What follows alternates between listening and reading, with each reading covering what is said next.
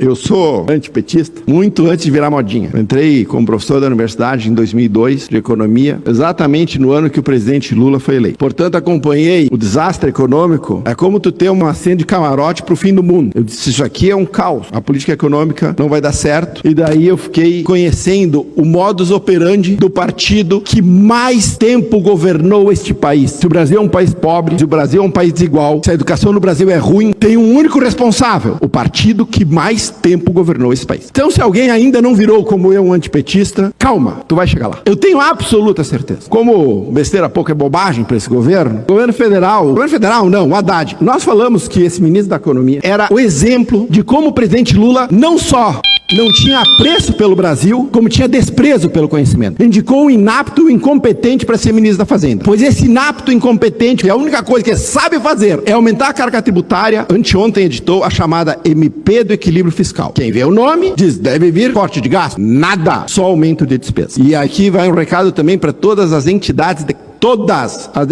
classe. Se os senhores acham que se submeter a este governo vingativo aí vai fazer com esse governo lhes ouça, não vai acontecer. Isso aí é que nem você alimentar o leão na esperança do último a ser comido. Este governo não tem respeito algum por nenhuma agenda que não seja sua. Todas as entidades de classe ligadas à indústria tiveram na esperança, seja do vice-presidente lá, não a Janja, o Alckmin, de que ele poderia reconduzir a indústria brasileira para o rumo. Da onde sai essa esperança? Quando o presidente Lula entrou, a participação da indústria no PIB brasileiro era de 28%. Em 2014, ela era de 22%. A desindustrialização tem um pai no Brasil, é o governo Lula. A MP do Equilíbrio Fiscal, que altera regras de PIS e COFINS e compensação de impostos, vai representar para a indústria em 2025, segundo o presidente da CNI, 60 bilhões de reais. O presidente Lula, seu governo de inaptos e o seu ministro incompetente já pegam um setor que está destruído e impõe um ônus fiscal de mais 60 bilhões de reais baseado na tal da MP do Equilíbrio Fiscal. Qual a justificativa da equipe incompetente, do ministro incompetente da economia? A de que precisavam compensar a desoneração de 17 setores da economia. O presidente Bolsonaro passou seus 4 anos desonerando os 17 setores da economia e esse dinheiro não fez falta. Diminuiu a dívida e teve superávit. Por que faz falta para esse governo? Porque esse governo só gasta dinheiro com a reconstrução do Rio Grande? Com aqueles que precisam? Não, só com os seus e com aqueles que lhe dão votos. Essa é o norte da política do PT para qualquer coisa. Esse governo não une ninguém. Esse governo só olha os seus, só direciona recursos para os seus e só quer saber de agradar os seus. Quem não rezar a cartilha, não beijar a mão, é tratado com desprezo. Vocês querem que a gente se submeta a isso? Quando a indústria se submeteu a este governo, ela começou a cavar a própria sepultura. O voto de Minerva do CARF já traz um ônus para a indústria estimado em 20 bilhões. Mais 60 bilhões, são 80 bilhões de reais em tributos para um setor que no Brasil só perde. Neste momento, uma comitiva de ministros está para a China. Recomendo pegar o ministro chinês da indústria e já mandar ele vir ao Brasil assumir o posto. Vocês querem acabar com a indústria brasileira e entregar na mão dos chineses? Parabéns, o trabalho está sendo perfeito. Inacreditável que as entidades de classe que representam a indústria no Brasil não tenham aprendido a lidar com esse tipo de governo. Então eu vou dar um conselho para as entidades de classe. Ao invés de vocês irem beijar a mão do vice-presidente da República ou do presidente da República, ou seja, quem vocês acham que tem que puxar o saco para poder conseguir algum tipo de benefício, comecem a fazer peças publicitárias, colocar em horário nobre, acusando que esse governo efetivamente é um governo de destruição de todo o processo de criação de riqueza desse país. Ah, mas o PIB cresceu 0,8%. Sim, consumo veio a galope.